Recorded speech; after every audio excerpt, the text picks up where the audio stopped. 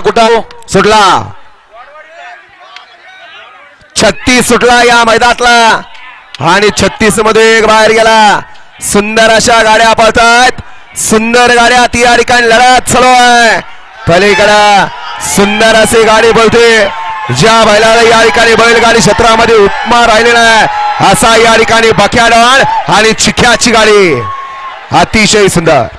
बैलगाडी शर्यतीच्या इतिहासामध्ये दशम हिंद केसरीचा किताब ज्याच्या नावावरती आहे आणि खऱ्या अर्थानं जसं पाटण तालुक्यात एकच साहेब तसा बैलगाडी क्षेत्रामध्ये एकच साहेब आहे, त्याचं नाव बकासूर आहे आणि खऱ्या अर्थानं पालकमंत्री केसरीच्या निमित्तानं पाटण तालुक्यातील सर्व मायबाप जनतेची मनं जिंकली या बकासूरनं आणि गाड्या सुटल्या आणि पोहोचेपर्यंत एकच आवाज येऊ लागला, बकासूर बकासूर आणि बकासूर। साहेब हे प्रेम बैलगाडी शर्यतीनं या बकासूरला दिलं आणि बकासूरनं अखंड बैलगाडी क्षेत्राचं आपल्या महाराष्ट्रातील शेतकरी बंधूंना आपलं